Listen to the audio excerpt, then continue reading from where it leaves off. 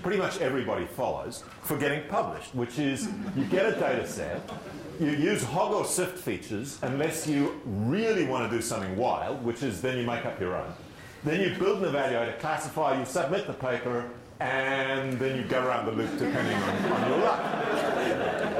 And this is really an important recipe in lots of people's lives. It has problems. And the problem is that most of the stuff we have to believe to proceed with this recipe comes under the heading of sort of obvious nonsense, right? This stuff isn't really true. So in a second I'll show you a slide about why object categories of fixed and known probably isn't believable. And anybody who's actually been around the loop a couple of times knows that the belief that good training data is available is deeply dubious. The world is a complicated place. Why are objects not in one category? Well, the standard question, are these monkeys? And mostly people will say yes. Audiences, when I ask this, are now sort of trained that I must be up to something, so say nothing and hope it goes away. But if you look up here, that's a monkey, that's a monkey, that's a monkey, that's an ape, that's an ape, that's a monkey, that's a monkey, but I had to go and do a bunch of taxonomy to look it up because I couldn't remember if baboons were monkeys or apes. Ape, ape, ape, monkey, monkey, monkey, ape, monkey, little plastic toy.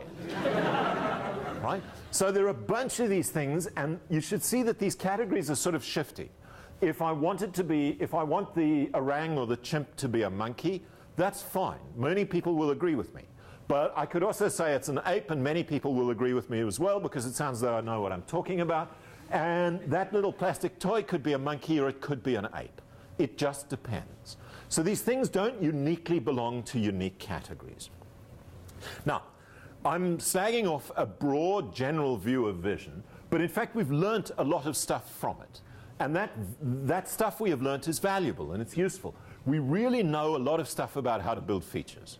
That's why everybody does sift and hog, is because they're useful and they work for a lot of tasks, and that's a good thing. We're really good at building classifiers and evaluating things. We've got a lot of practice at empiricism, and that's valuable. So we've had a lot, but the recipe is failing us. One place the recipe fails us is it doesn't really tell us how to deal with things that are unfamiliar. Most people will not have seen one of these before and are not puzzled by the picture. A car driving system is not allowed, an autonomous driving system is simply not allowed to say, I know what that is, I've seen 100,000 of them, it's a car, don't know what that is, never seen them before, the hell with it. Right? You have to deal with things you haven't seen before. And people are amazingly good at it. So here, for example, is something that's probably moderately unfamiliar and doesn't present you with any serious bafflement about what's going on. You might not want to do it yourself, but you can tell the story and you see what's happening and it makes sense. Here's another one. So this one, nobody will have seen, well, unless you've seen the movie before. You just basically haven't seen this activity before.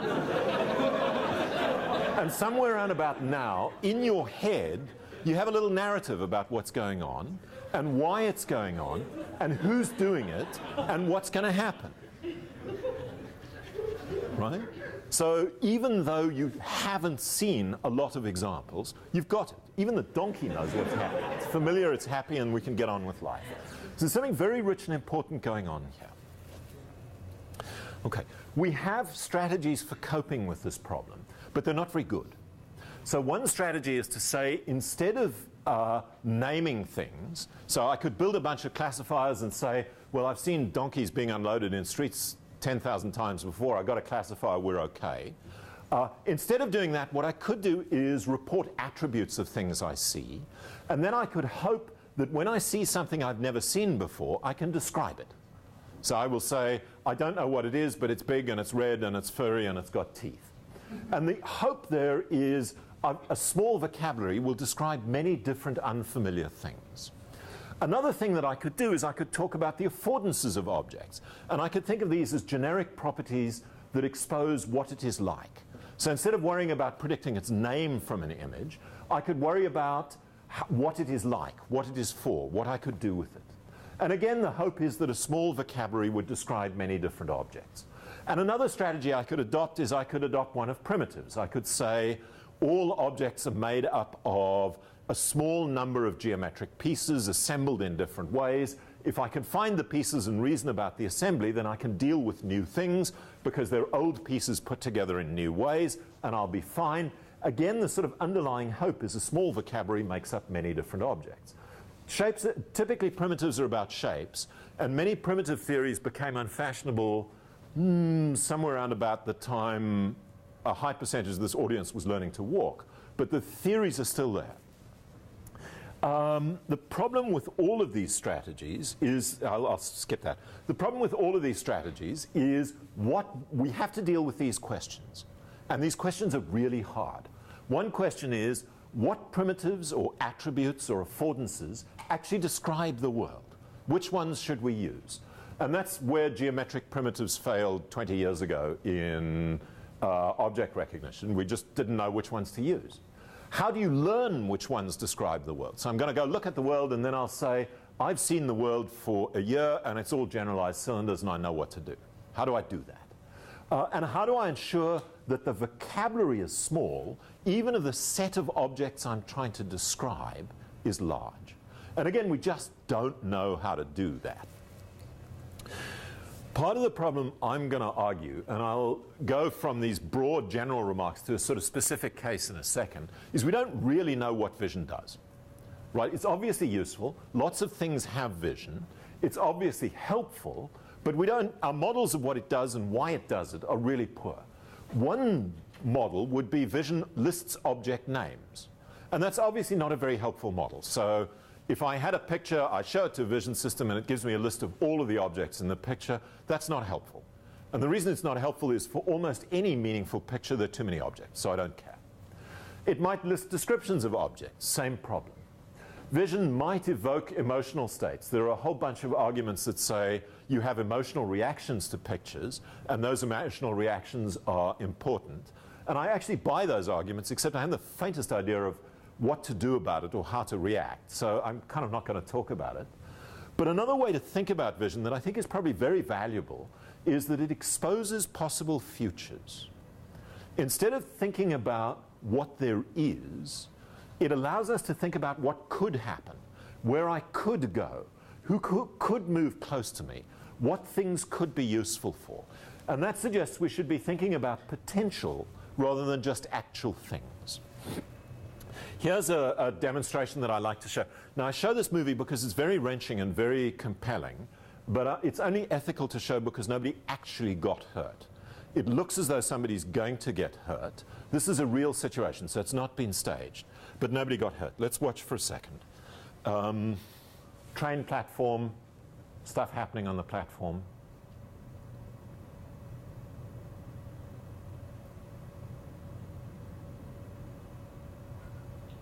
And this is a good time to stop. Now let's ask some questions about this, or you ask yourself some questions about this. How many adults were on the platform and what were they doing? Most people get the answer wrong, right? Because there are adults who are just not relevant to what's really going on. How many benches were on the platform? Huh? Were there flowers on the platform? Silly question. Was there a no smoking sign? Deranged question, right? But when I turn and talk in a very different way and I say, what could happen? What's going to happen? How are other people feeling? And that's not just because I'm a nice guy and I like how other people are feeling. How people feel is a guide to how they react. What will they do? And what's going to happen to the baby? You can answer those questions. Some of them feel a bit funny, but you can answer those questions. So let's watch the rest of the movie. Again, I'm showing it because nobody got hurt, but it's a wrenching film. So we've seen this bit. And you can see the benches on the platform, and I don't know, somebody might be moved to count them. You're probably going to lose interest in them in a second. Now the train comes. Okay. By the way, there was a child in that carrier, and the child was okay because, as you saw, the polypropylene carrier fell between the rails, face down. Right? A most fortunate accident. Somebody could have been really seriously hurt here. And warnings about strollers and trains and all that jazz are obvious at this point. Many people will have a very good understanding of the emotional state of this person. at this point, right? You clearly have a sense of how people are going to behave. So let's go back to those questions, and everybody will have a sense of the answers to these questions. There may be somebody in the audience who was cold-blooded enough to have the answer to these questions. Right? You see what I mean? Even when you're trying to attend to them, you think you've been cued that they might come up. You're just not that interested. By the way, I think the answer to adults is 5 and benches is 2, flowers is no, and I've looked at the video any number of times and haven't found the no smoking sign, but there must be one there. Okay, so now let's think about potential and futures and what vision could do for us there. So when I say potential, I don't really have a formal notion or a formal thing I can say, but I want to think about things that could happen to me, things that I could do, things that, so you could think about free space as having motion potential. I could go there. Things could move to me through free space. I could think of free space as having light potential because light goes through it. If I threw something up into the volume of this room, then I have a sense of how bright it would be. Objects have potential. They can do things. They can have things done to them or be done with. And people have potential. They could do things to me. And I want to be able to reason about those. So now I'm going to talk about rooms in this sort of general context. And I like to have a list of conclusions because I tend to sort of wander around the map, and this gives us a way to keep track of where we're going. Rooms are important. Why are rooms important? Because people do things in rooms, and they do different things in different rooms. When you look at spaces like these, you have a sense of what could happen, where it could happen, what it would look like, and how it would happen. And that's important. So if I look at spaces like these, again you have a sense of what could happen, where it could happen, how it could happen, but the things are different. You would do different things here. Rough 3D representations help recognition. I don't feel a need to hammer this home with this audience because CMU has been very active in this space. But imagine I think about rooms in a simple way. All rooms are boxes, even though they're not. The camera is a perspective camera. There's a known aspect ratio. The camera is inside the box, and I don't know anything about the aspect ratio of the box. Can I estimate the room? And the answer is yes, I can. I've got to figure out the rotation of the box by vanishing points, which I can do, and the location of the corners of the box, which are the same as translation or aspect ratio, and you can do a search that will do that. I can re-estimate and remove clutter, and then re-estimate again. And there's a whole thread of writing on this topic. Different ways of estimating rooms, different models of rooms, different performance in finding the walls, that sort of thing. The big deal about doing this is you can get fairly decent shaping estimates of the overall space that you're looking at. So this room isn't quite a box, and the box we've got isn't quite right, but nonetheless it's moderately helpful to think of this thing as a box. And in the process of re-estimation, out comes a bunch of information that says this is probably clutter because it doesn't look like the floor, doesn't look like this wall, doesn't look like that wall, doesn't look like the side wall. If I do that, I have some idea of where things could be and what they could be doing, and I could use those models to think about what's in a room. So the first thing we did was Varsha Hedar, some years ago now, built what is still, I think, the world's best bed detector. It's not, you know, okay, so we got the world's best bed detector. It's a nice thing, but so far Rome hasn't fallen. But we can do sort of things that you couldn't do without having the box. So, for example, if I know the box of the room, and I know my bed is on the floor and axis aligned, I can warp the image to look at the room from above. And I have to see something that looks like a bed from above. And I can warp it to look at the bed from the side and from the other side. And there, by doing so, I've gotten rid of some of the variation in appearance. And I can build things that find faces of beds just a little bit better. And then I can say, well, can you find 3 faces that join up nice?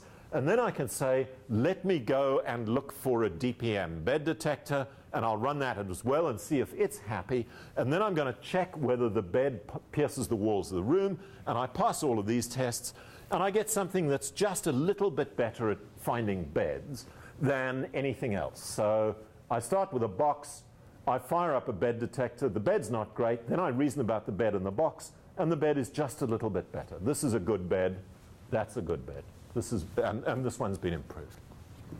So we can use these shapings of space to find other things. Now, We don't need to worry about that. So now, if I use these shapings of space, what I want to do is to get some notion of where I can move in space as well. Can I get some free space out of this? So yes, the answer seems to be yes. We know what we do with free space. So Abhinav and others from here showed that if I had free space estimates, then I could say, well, a person could lie down on this top surface. Sit with a backrest, with the back on the light blue surface and the rear end on the dark blue surface. Or sit with no backrest, with the rear end on that surface, Lie down on these pink surfaces. Reach to a low reach the green surface, a mid reach the yellow surface, a high reach the orange, and a stretch reach the red. So we can expose sort of structural motion potentials. I don't see Abhinav in the room. Was going to pull his leg about this, but I guess if he's not in the room, I can't do it. He's traveling, yeah. But it's also very hard to do. And you can see if you look at the pictures carefully. So these guys are all about 11 feet tall, which complicates some of the accuracy of the reasoning. This guy who is standing on the bed is really big. Why is he big and out of scale? Because it's actually really hard to estimate the scale of space from a single image. It's a genuinely difficult thing to do. More recently, Zhang et al. And Cornell have been doing this really neat thing that suggests the positioning of things inside rooms can be thought of as being conditioned on bodies. So instead of saying a chair and a desk are next to each other and in this spatial relation, what you should really say is there is a fake person you currently cannot see, and both the chair and the desk are conditioned on where they are. And that firstly gives you all sorts of neat latent variable stuff that you can do, but it secondly gives you rather nice explanations for why things are where they are in rooms. Because people find it convenient to place several of them in this configuration to do something that they intend to do. So what we did about these objects in rooms and space in rooms was to say, the first thing is we can't really tell what objects there are. And the reason we can't really tell what objects there are is it's amazingly hard to tell the difference between beds and sofas and tables and chairs. So what I'm going to do is just try and block out free space and call them all boxes. And I care about the free space because I could move there and objects might appear there. But it's very hard to estimate right. And the reason it's hard to estimate right is because of the foreshortening of the error, the image. A small error in pixels towards the horizon of the error is many meters on the floor. What that means is anybody who reports geometric estimates in terms of pixel error is naughty and needs to be suspected, because the option of getting things a meter out of place or a pixel out of place, many people choose the one option, but it rather conceals the fact that you don't really know where things are. And we have a very simple process. We're going to see objects of the boxes are axis aligned. Then what we'll do is say they all have a small set of aspect ratios. Why? Largely because we can get away with it. It seems to be true enough that it doesn't cause mischief. Then what I'm going to do is group local cues. I'll look for corners and straight edges, and then I'll ask, can I join these ones up? How can I ask that? Because I've got the overall box of the room, so I've got some structure to the space. Now, if I get a proposed box, I'm going to take it to a classifier and say, are there other boxes nearby that have better image information? What are their scores? Rescore them, and then I'll refine them in a way that I'll describe in detail in the next slide. So the refinement is very simple. A lot of the boxes we deal with aren't really boxes. And part of the problem is their contact with the floor isn't lined. So this little leg over here creates real problems for reasoning about free space. If I want to think about this thing as a box, I'd really like the base of the box to be where the leg is, not there. I put it down here because the feature detector got excited by some corner down here, which is even worse. But if I place the corner there, I've got problems, and I want the corner there instead. So what am I going to do? I'm going to go to the base of each box and look around for little stub legs and work my way down the leg and estimate there instead. And I can do that. If I do that, I can get estimates of boxes that shape the space in the room moderately well. So this box has moved up slightly better. There's that. Now here's a fake box. Why do I get fake boxes? Because I'm good at putting local evidence together, and sometimes I can't find anything to tell me that that's not there. Over here, the nice thing about these boxes is if you moved into the boxes, you'd collide with something and it would hurt. So they give you some idea of where you can go and where you can't go. So I've got some model of the space in the room. If I now look at that space from above, I can ask, how good is my free space estimate? So Varsha built this data set where she had these objects in the data set. She had them marked up as boxes. You can see the estimated boxes over here, but she also had them marked up on the floor. Now the bit on the floor is this green box. So over here, this is my view of the floor, seen from above. The green box is the true thing. The purple box is what you get without rescoring. And you can see, although it looks as though it's in a tolerable place in the image, it's wildly wrong when you look at it on the floor. This is what foreshortening does to you. If you adjust it by looking for little legs and that kind of thing, you can get it into about the right place. Again, the top one was wildly wrong on the floor. We adjusted it, it came right. This is a somewhat optimistic portrayal of what goes on, but we can get estimates of how well we are measuring the space in 3D. This is all coming out from a single image. We didn't sort of stick a connect on the back end to cheat. And the shape of the room box and the shape of the bed are sort of related, right? So yeah, she assumes they're axis aligned. It's a little bit hard to believe that you can actually iterate when there is an ambiguity. You could have another shape and... No, I'm assuming they're axis aligned. So the iteration, all the iteration does is look for little legs. So you're assuming the room shape is already right? No, I'm going to prevent the estimated box from going through the walls of the room, right? And I can re-estimate to prevent that. Okay, so there's no more than that I can do. Now, it's probably the case that you could fire up richer consistency reasoning, although it's hard to know where the real value is in that class of reasoning. Anyhow, there's a data set of marked up object boxes, and I leave that here as reference to the data set. And I want to move on and talk about light for a bit. So the nice thing about free space is stuff can move through it, and we tend not to pay much attention to the fact that light moves through it. Why? Because generally in vision we think of free space as something that doesn't exist, and the stuff on the other side of the free space is being interesting. And the light going through the space is just sort of magically coming to our eyes. But in fact, people seem to have quite good percepts of what light is doing in space. Not perfect, but quite good. This is Jan Kundering, who's sort of the great guy on shading. And you can see he's standing outside on an isolated beach. And if I was, you should have a percept that if I was to hold an object up over here, it would be quite bright, because there's a lot of light around. And in a room like this, if I was to hold an object over here, most people will see or feel that something held over here will be dark, but something held over there will be bright. And if I hold it up here, it'll be bright. Now, we don't know for sure how accurate that is, but most people have a sense of where the light is. Kundering did, this is one thing that complicates the story, which is light, when it moves around in space, can do all sorts of awful things. One of them is forming these kinds of shafts. So if you look over here, there's a window, there's directed sunlight coming in through the window. If you were to imagine a butterfly flying through the room, over here it would be dark, and then it would fly through this little shaft of sunlight here, light up, and then fly on and be dark. Now, people, it turns out, are not very good at knowing where those things are because they're actually quite hard to predict. But what Kundering did demonstrate is if you set up in front of someone an experimental system where you show them a scene, in this case these strange matte penguins, and then you show them what looks like a rendered ping pong ball, and you ask them to adjust some knobs to adjust the shading on the ball so that it looks natural. The adjustment they get is very often about the same as what you would see in a picture of the actual ping pong ball in the scene. So you can see how you do the experiment. You take a real picture or have access to a real scene, show somebody this stuff, get them to adjust the ping pong ball. The one place that people get wrong, so this is the actual picture. This is a human adjustment. People are a bit dozy about shafts.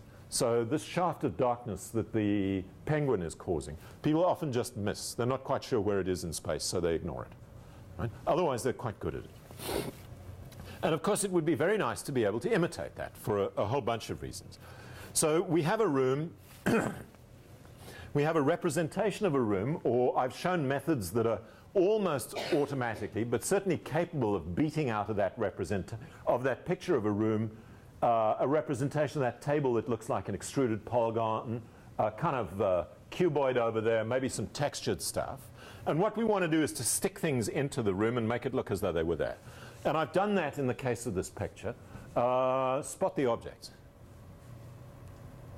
Okay. So the Buddha just has to be, right? It's a traditional computer graphics object. Nobody has that lying around on their table, so we're okay there. And large plaster toruses are just not that common on floors, so we're okay there. But that's not all of them. The penguin. Okay, the penguin is a completely fortunate piece of distraction. It's actually there in the original picture. It's the crystal ball. Right?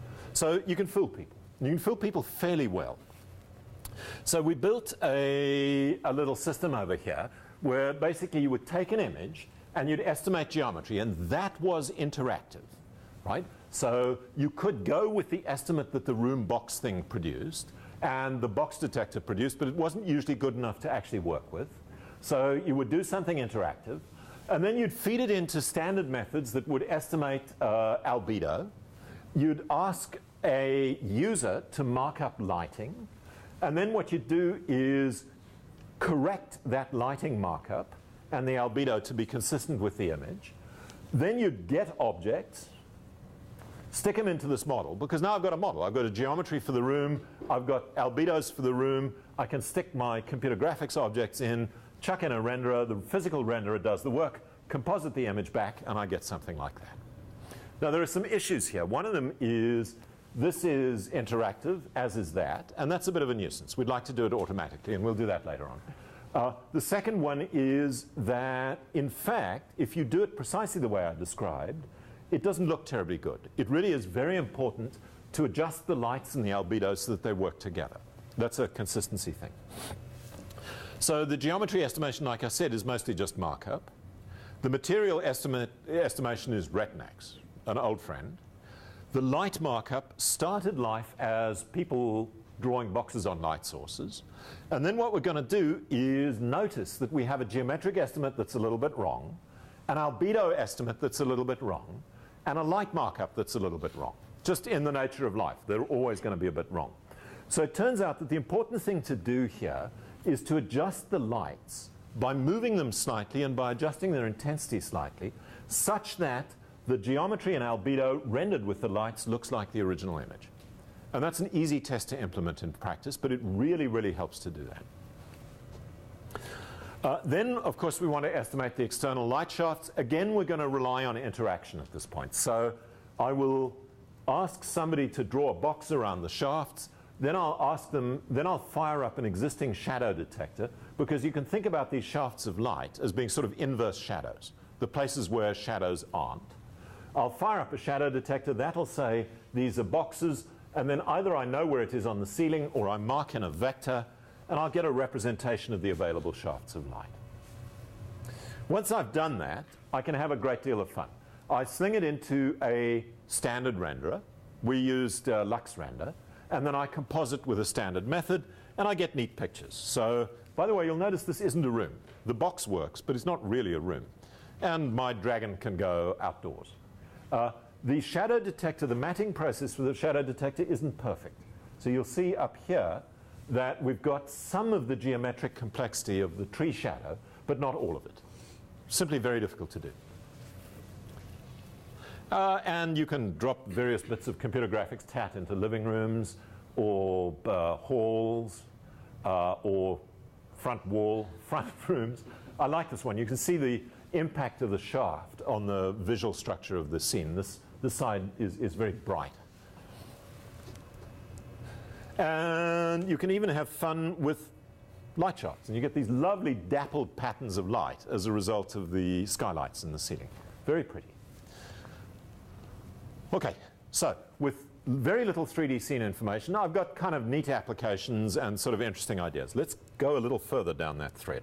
So the first thing is, I can move things in that static scene without anything particularly interesting needing to happen.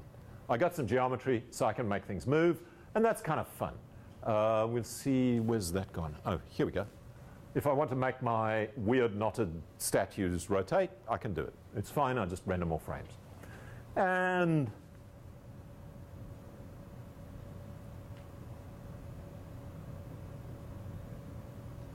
They can bounce downstairs. We cut that movie off at that point because, in fact, getting an exact camera estimate is very tricky indeed. Right? And if the camera estimate isn't absolutely exact, then eventually you get these funny distortions where spheres turn elliptical. And they're very unfamiliar to people. People really don't like them. So if you want to get the ball to move through the whole volume of the scene and not turn elliptical, then you need a camera estimate that's more accurate than the one we were able to get. Okay. And of course you can do fun things like play billiards on photographs of billiard tables. Right? Again, that started life as a photograph on Flickr. Right? There was a little markup and we're home. Perhaps the most extreme of this class of trickery is this, which also started life as a photograph on Flickr. And you'll see the little glowing ball explores the space, exposes what could happen in the space, and shows you stuff. You could tell a little story there. This is kind of fun. Okay, now, what we'd really like to be able to do with something like this is make it automatic. So I had this conversation with Srinivas today who said, yeah, he'd been looking at stuff like this as well, and he talked to people, and they hate the interaction. Right? People hate the interaction because you've got other things to do. The interaction we had to do didn't take that long, but you needed to know what you're doing. Now, the world is now very rich in methods that give you moderately good 3D estimates for legacy images. You can, of course, roll out a Connect or something, but you may not have one. How would you do it? Well, essentially what you're going to do is match to RGB depth images, recover that depth, and do the matching somewhat locally and blend it. Different folks, different methods. Kevin Kosh has one at ECCV a couple of years ago. Scott Zatkin and Marcel had one. Kevin has a different one. And then the second thing I'm going to do is estimate the illumination automatically as well. And again, I'll do that by matching to images with marked up illumination. And there are a couple of small tricks you have to do to make this right. And the small tricks are kind of fun and kind of important. So the process of depth matching, it probably doesn't matter very much precisely which matcher you use. Matches are matches. But it really matters when you smooth the depth, how you smooth the normals. And the reason it really matters when you smooth the depth, how you smooth the normals when you smooth the depth, is that if you were to adopt, for example, a smoother that really strongly believed in a Manhattan world, then it would give you normals that kind of look like this. And they might have really quite good L1, L2 error, but they render appallingly. And the reason they render appallingly is there are all sorts of funny little bumps and lumps on the surface, which look fine when you look at them as a depth map, but if you have a near tangential light, you get a whole bunch of nasty little funny shadows on each surface generated by these bumps. So what you would like more than anything else is you're willing to put up with a moderate amount of normal noise as long as it's not fast spatially. Right? You're actually looking at a different kind of error cost function to make life a little bit better. So fiddling a little bit with the depth estimate so that it gives something that behaves well in a renderer is important. The second thing it turns out that is important, most of what happens in the light estimation is the thing you would expect to happen. We have an image, we've figured out depth and albedo, we're going to take the image, we're going to figure out where the visible sources are. How are we going to do that? Because they're really bright. We're going to mark the things that are really bright as very visible sources. Then we'll take the rest of the image, knock out the sources, take it over to an image-based lighting data set and say, have you got anything that looks like this? If once we've found one of those, then we'll say, okay, the light field looks like that. I'll have a series of point light sources to describe that light field, and this will be the other stuff from the main light sources. Now, the problem with doing that is that some lights render very badly. So if I happened to choose a point light source that saw many surfaces in a glancing direction, that's going to drive the renderer nuts just because of angular estimation things. I don't want that. Not only do I not want that, I know that the background lighting is fairly smooth anyway, so I can just chuck out that source by doing a couple of tests on the rendering. And we do that, and then we're fine. From this, we can automatically produce renderings that fool people. So we tested this in two ways. One was to say, I'm going to take real pictures, insert fake objects, and insert real objects, and see if people can tell which one is real and which one is fake. The other thing we did was, you could think about what I'm doing as a kind of weird post-render editor. I build a computer graphics scene, I render it, and then I say, well, I don't like the ceiling fan. Therefore, I'm going to cut out the existing ceiling fan, which is easy to do because it was a computer graphics thing that I rendered, so I know all the depth stuff that I need to know and all the occlusion stuff. And I'll replace it with a new ceiling fan, but I'm too lazy to render all those polygons again, and I'll just insert using this insertion method. So we're going to ask people, can you tell the difference between a synthetic scene that was rendered honestly and a synthetic scene that was rendered with this insertion method, as well as a real scene and a real scene that was rendered with the insertion method? It turns out we can fool people. So this table of numbers from Kevin's TOG paper, or TOG submission, basically shows how the percentage of time, so 0.331, 33% of the time, people choose our scenes over real in a two alternative forced choice. So if we had 0.5 in all of this column, we'd be very happy because we'd be fooling them completely. They really wouldn't know what was right. We don't get 0.5. We're getting in about the 0.3s. And what we did was a fairly extensive experiment to try and figure out what made some people good and some people bad. So if you do, we did preliminary experiments, and it was clear some people are good at this task and some people are bad. So we collected features about the people. Age, it turns out age seems to have an effect on your ability to do this test. Color normal seems to have an effect. We had a PS test. We showed them a couple of pictures about, are two lines parallel, are they not parallel, and asked them to judge. Just a guess as to how people were turned, the extent to which people were turned on to visual things. And that seems to affect things as well. But we don't really have any clear theory of who we can fool or why. You can't get from these features something that strongly predicts somebody's performance on this test. And that is puzzling.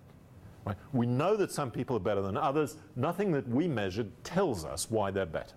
The choice of light source, so up there, indoor or outdoor scenes, diffuse light versus directional light, there just isn't any real trend that says people are better at this than at that. What are the yellows?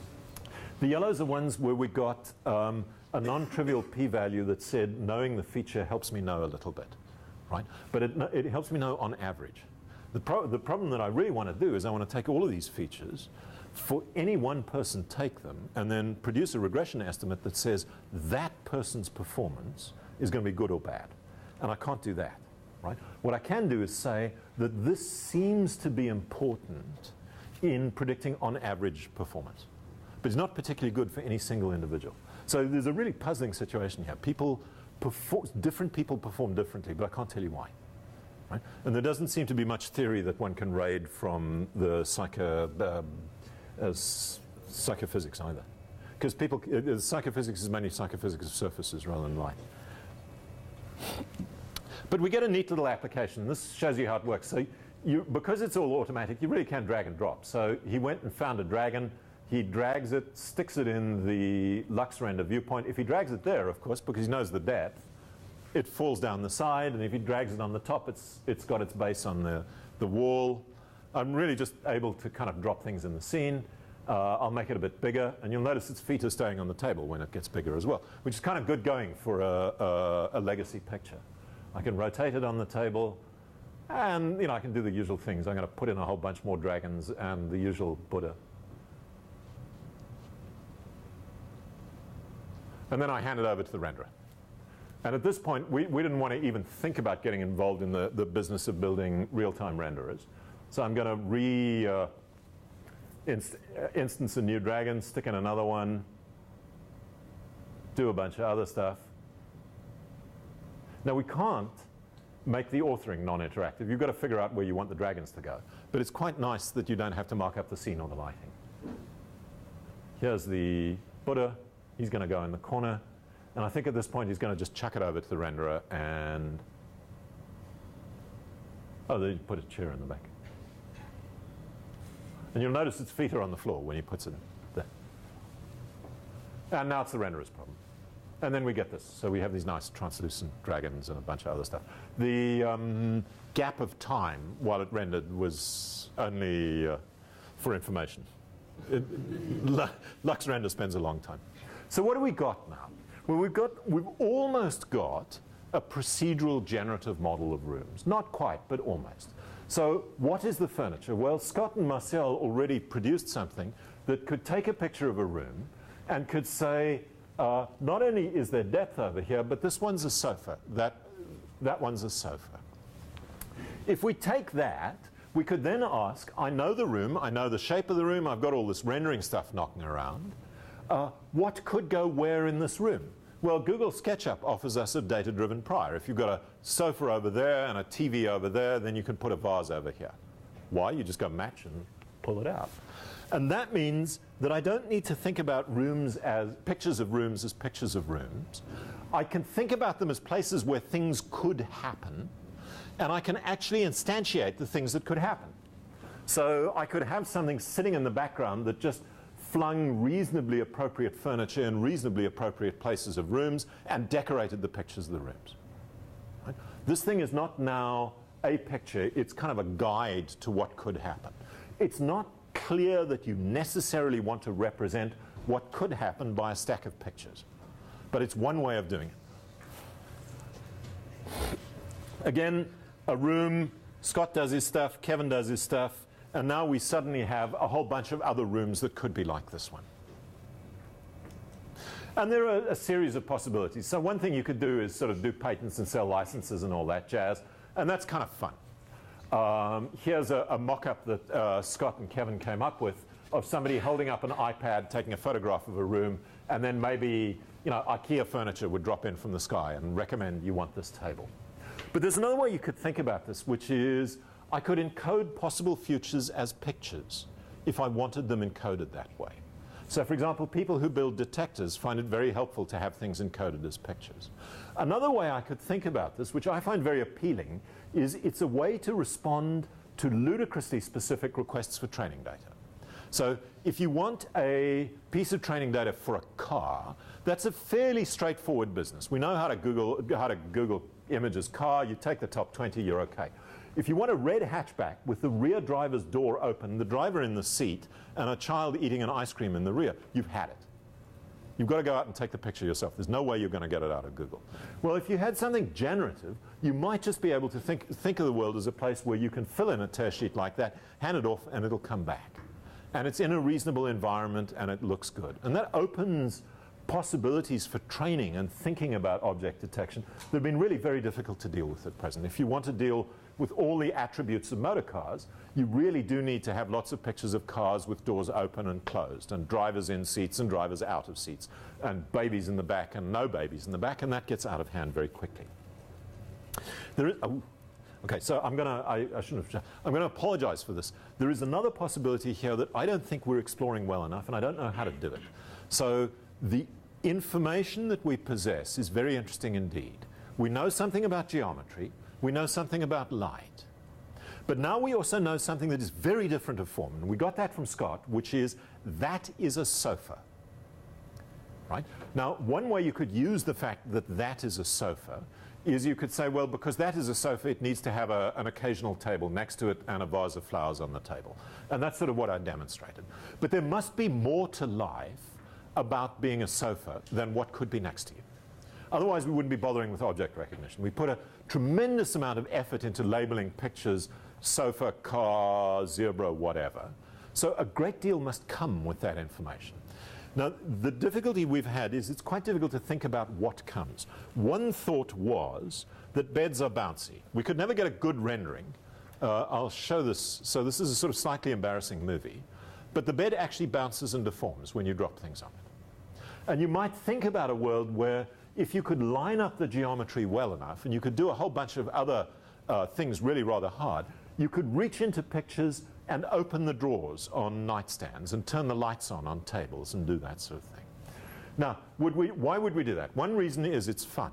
Another reason is it explicitly exposes the kind of things that could happen and our understanding of what could happen.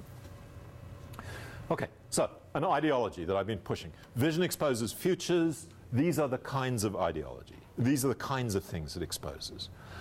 There are consequences to this ideology. What things are is not necessarily terribly important. It's important because it tells us about things that could happen or could be done, and it aids generalization, but it isn't the key. We're not in this business to put names on pictures. We're in this business to figure out how to move around in the world and how to live. Primitives and attributes and affordances are actually very important because they help us deal with unfamiliar things, but they're still mysterious. They're much more mysterious than the current literature would encourage you to believe. Free space has been badly dissed by the vision community. It's a very interesting thing indeed, and we tend to have just sort of ignored it, and that's a mistake. I like moving things from picture to picture because you can answer questions like, what would it be like if? And I think the vision community in general has dissed materials as a guide and an understanding of objects. So there's a little bit of discussion about how to think about materials as ways to identify objects, but there's not enough that says, look, materials tell you things like, what would it be like to touch? What would it look like if you made it out of leather instead? If you tried to rub your hand on it, would it scratch you? That kind of thing. One thing one might like to do, and again I'm just going to show you a picture here, is if you had an agenda about materials, a natural one would be to see a picture made of something and to steal that material from the picture and stick it onto something else. Right? Why would you do that? Because then you could answer a question like, what would that look like in leather? And can I see the shiny one? And all sorts of neat questions like that. And Kevin has an agenda up and going to do this and is capable of producing results that are not absolutely appalling. I mean, this is moderately reasonable for a single picture of a material. Okay, so again, a word from our sponsor.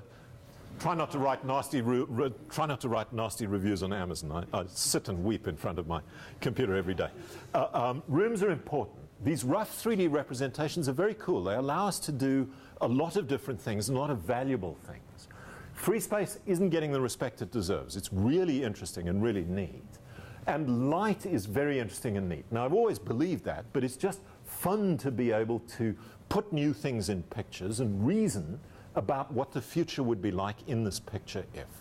And then I'll stop at this point because I'm sort of out of time and I'm certainly out of slides, and we're done. Thank you.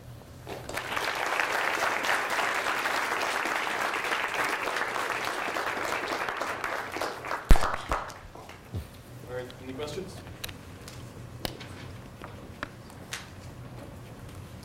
Well, okay, so, yes. So one of the reasons why we mentally predict things is because we have to move around the world and it's functionally useful for us.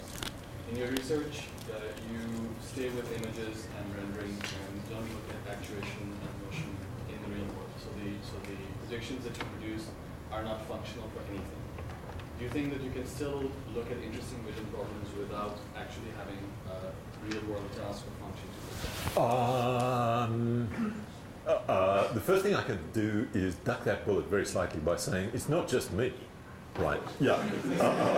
As in, it's no. There's a really serious problem here. I think the answer is if we don't know what vision is for, it's very difficult to figure out if we're doing something useful. So object recognition right now is in a bit of a sort of local moment. Right, which is we can get nice scores on Pascal, but it's not absolutely clear whether doing this or doing that makes things better because, they move the scores around a little bit, but is that what matters? Right? And given that it's not operating in the context of an encompassing task where you can drive what you do by considerations of task utility, it begins to get a bit sort of self-referential. And that's a very, very serious problem. It's not obvious to me that an encompassing task with a meaningful utility has to involve motion. It could. It probably very often does. And it's pretty natural for people to move around and animals to move around in the world. But there are all sorts of other possibilities that might be there. You might legitimately argue that there are sophisticated versions of image search that involve essentially a task utility that doesn't really involve movement. It involves action. You see something, you produce a representation, you make choices based on that representation, and you live or die by how good your choices are. That, I think, is important. But I think for that action, the question, is that action required to be movement? I think that's a little bit vaguer. But I do agree. If we produce visual representations that are independent of implied actions, at some point we might as well just pack up and go home and watch television because it's pleasant, and it's at least as pointful an exercise. There really does need to be something that happens. Right? One of the reasons I like this question about the future is you have to think about it when you think about something happening. And if you think about something happening, then you're kind of driven in the direction of actual tasks. So, there's an agenda. Am I going to rush out and do robotics? Short answer, no. I don't know how. But, yeah, we do need to be thinking in terms of action. Sorry, David had a question. So with the fully automatic system where you're able to drag and drop everything sort of physicality, I was wondering how that sort of reconciles with the two different types of normals that you got, where one looked like that sort of physical reasoning would work very well, but the other where the normals were good for light, but not necessarily... Well, our contacts are fairly lousy. And when I dragged, the normals I got gave me roughly upward, right? But there's this. I haven't got any physical theory behind the dragging. And when I'm dragging, I'm not rendering, so the fact that the contact is a little funny on the base isn't particularly obvious. Right? So I can get away with the fact that I don't know all that much about the surface normal under those things. The kind of places where I get creamed would be if you, for example, did a little bouncing ball simulation in that depth. The ball would go all sorts of funny places because the normals are pretty wonky. Right? But you can do a moderate amount of interaction with surfaces, particularly, so there's no friction in our drag. So it's not like if the surface is rough, the thing is stuck. So as long as you're in about the right place, it doesn't look too bad. But it's a dodge. It's not like we really know where the thing is. Sorry. I'm having a hard time seeing the representation here. So one way to look at it is that your representation consists of these boxes and normals and something about the light sources. Another way to look at it is that you have a function which tells you that if I put this in the scene, this is what I get. Which one of these do you believe? Okay. So let me see. Unfortunately, I'm in the habit of having lots of representations and just using the one that I find convenient for the activity I find convenient. So in some sense, you're asking me to choose between two representations, and I would never do that. In the thing where you drag and drop, the underlying representations are the image, a bunch of surface and normal information that came out of the matcher, some box information for the room, and a bunch of illumination information which consists of glowing polygons for the visible light sources and a light field model which is basically represented by a bunch of point light sources. But more generically, I'm perfectly willing to maintain, and we do, maintain multiple representations and just query the one that seems the most useful for the particular task. It's kind of an opportunistic thing. It's not structured in any particular way. Great. Seems like we're done. Thank you.